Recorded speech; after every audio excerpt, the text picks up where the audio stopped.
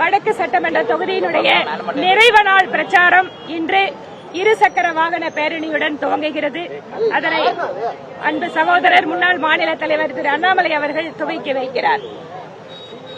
கோவை மாவட்டம் முழுவதும் கடந்த முறை போலவே 10க்கு 10 என்கின்ற ரீதியிலே நிச்சயமாக தேசிய ஜனநாயக கூட்டணி வெற்றி பெறும். அதில் எந்த மாற்றமும் கிடையாது.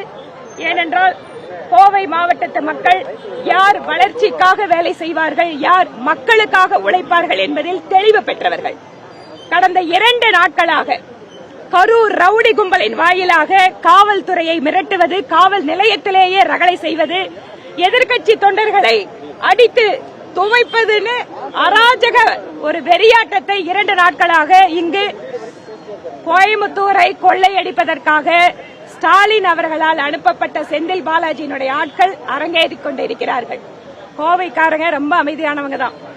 ஆனா அவங்க எல்லாத்தையும் பார்த்துட்டு தெளிவான முடிவு எடுப்பார்கள் நிச்சயமா.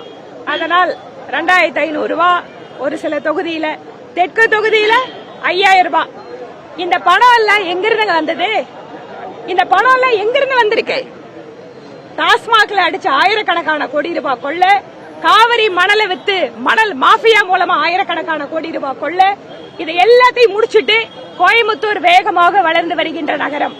இன்று இந்தியாவிலேயே கோயம்புத்தூர்ல இருக்கக்கூடிய தொழில் வளர்ச்சி முன்னுதாரணமாக இருக்கக்கூடிய இந்த நகரத்தை கெடுப்பதற்காகவே திட்டமிட்டு ஸ்டாலின் அவர்கள் கோயம்புத்தூரை பழி வாங்குறதுக்காக செந்தில் பாலாஜியை அனுப்பி இந்த வித்தையை காட்டிட்டு இருக்காரு.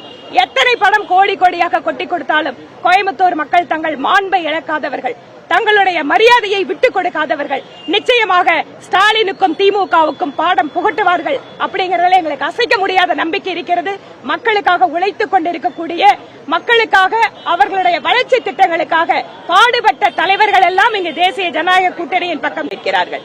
மக்கள் தெளிவாக முடிவெடுப்பார்கள். அதிலும் குறிப்பாக சகோதரிகள் எந்த இடத்திலையும் பாதுகாப்பில்லாத நிலையை உருவாக்கிவிட்டு இன்னைக்கு 2500 ரூபாயை தூக்கி போட்டு பெண்களை கவர முடியுமான முயற்சி பண்றாங்க.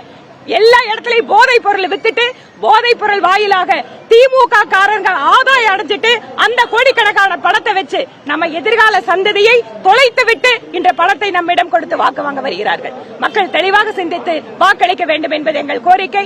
இந்த வாகன பேரணியை துவக்கி வைக்க வந்திருக்கின்ற அன்பு தம்பி அண்ணாமலை அவர்களுக்கும் இந்த நேரத்தில் தேசிய ஜனநாயக கூட்டணியினுடைய அத்தனை தேர்தல் குழு உறுப்பினர்கள் வாயில் அவர்களுடைய சார்பாக எங்களுடைய மனப்பூர்வமான நன்றியை தெரிவித்துக் கொள்கிறோம்.